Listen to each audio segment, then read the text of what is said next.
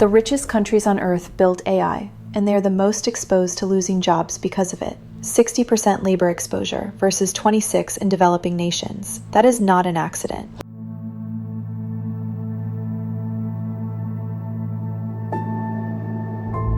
But that is not the story you were sold. The story starts with a number that feels like a gift. For every $1 invested in AI, roughly $4.90 comes back into the economy, nearly 5 times your money.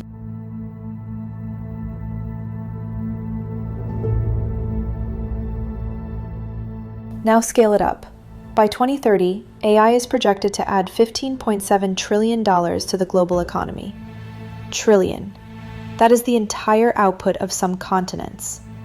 And the pitch is simple: a rising tide that lifts every boat. And the money is already moving. In 2025 alone, US companies poured $490 billion into artificial intelligence. Not a forecast, a bet, placed in real cash. So here's the question the pitch never answers. $15.7 trillion. If it really lifts every boat, then follow it. Who ends up holding it? Because a tide has a direction, and so does this money. Follow it. Value doesn't diffuse, it concentrates. In 2024, the United States produced 40 frontier AI models. China, 15. Europe, 3. 40 to 3. That is not a global market. That is a 2-player game. The returns from that $15 trillion aren't spreading across the world. They are being routed to whoever owns the models, and almost nobody does. And even within that duopoly, the rules differ. China's government directly leads up to $56 billion of its $98 billion AI push. In the US, the private sector drives it. 2 different hands on the wheel, but both steering the value the same way. Upward. That is who captures. Now the harder half of the ledger. Who pays? And the payment has already started. 41% of employers worldwide say they plan to cut staff, specifically where AI can do the work. Read that again. Not a side effect, a stated intention inside the next 5 years. The cuts aren't coming from the technology. They're coming from a decision made in a boardroom on purpose.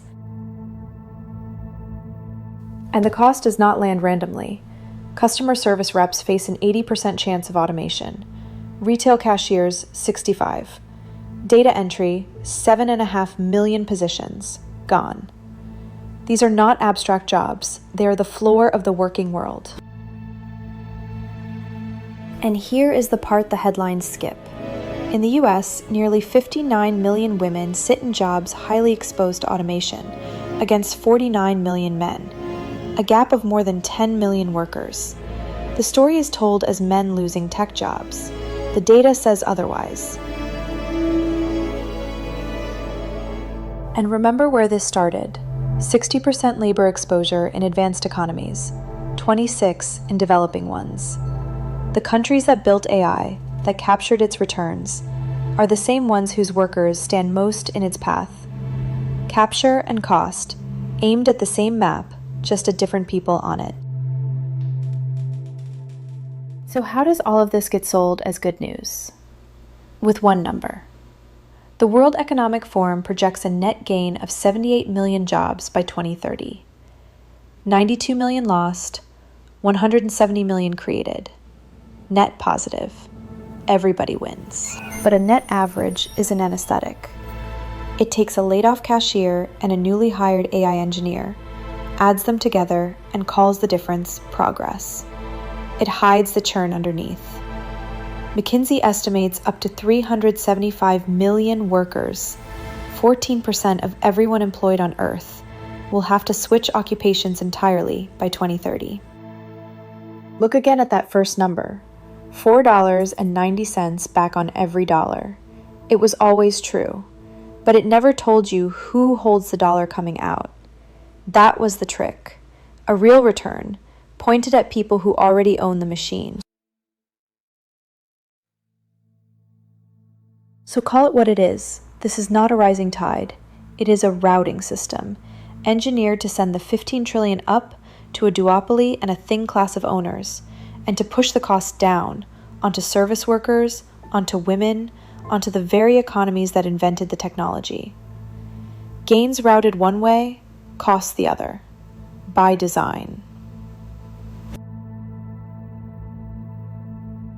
And here's the only thing that matters.